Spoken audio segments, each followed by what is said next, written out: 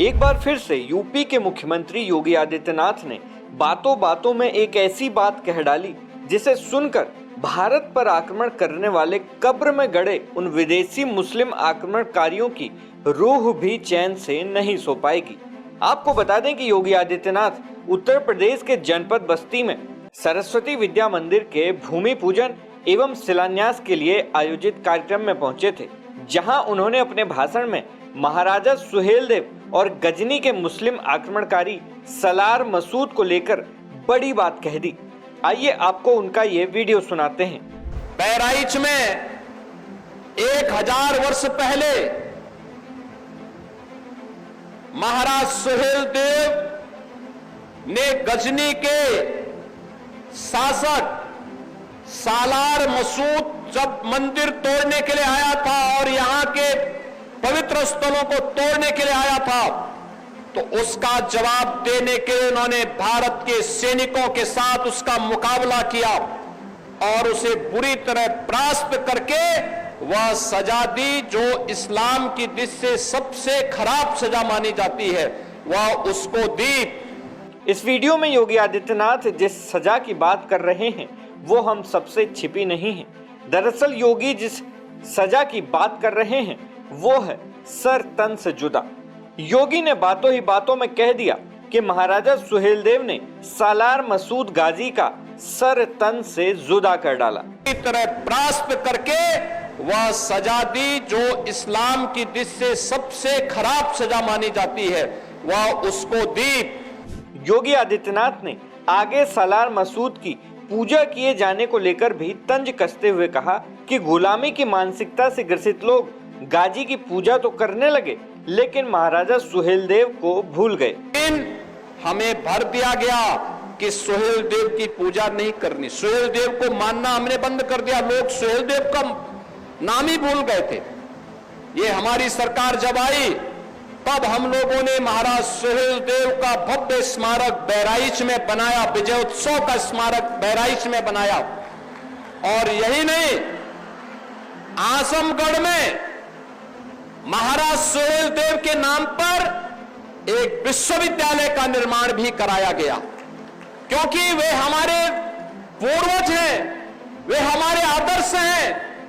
उन्होंने संकट के समय भारत और भारतीयता को बचाने के लिए अपना योगदान किया, लेकिन गुलामी की मानसिकता इस कदर हम पर छा गई, हम सालार मसूद को तो जगह जगह पूजने लग गए, लेकिन सुहेलदेव को यह समाज विस्मृत कर दिया।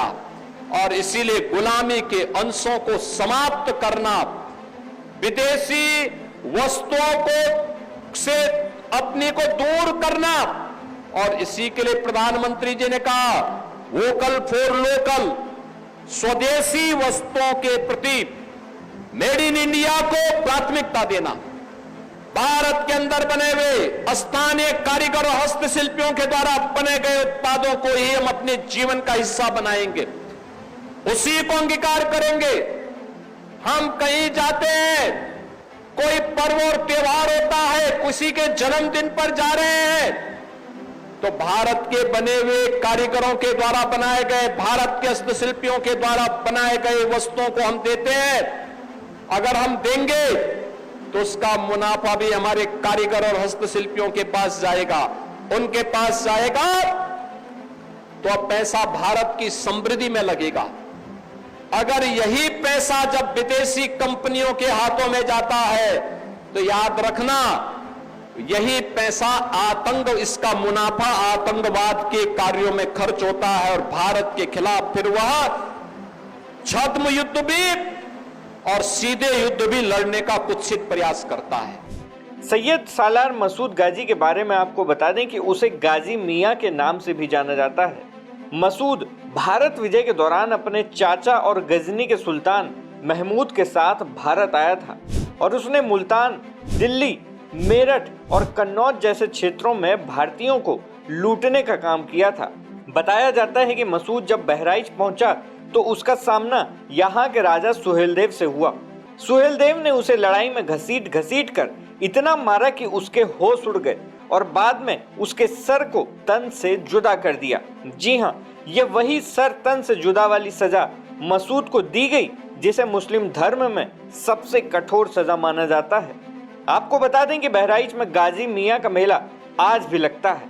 विडंबना है इस देश की कि जिस आक्रमणकारी ने हिंदुओं के देश भारत को लूटने के लिए यहाँ कदम रखा था, उसके मेले में देश का हिंदू खुद भी शामिल होने जाता है। फिलहाल इस साल इस मेले को लगाने की अनुमति नहीं दी गई थी। देखना होगा कि गाजी मियां के इस मेले को सरकार हमेशा के लिए कब बंद करती है। सरकारी मंथन के लिए उमेश द्विवेदी की रिपोर्ट।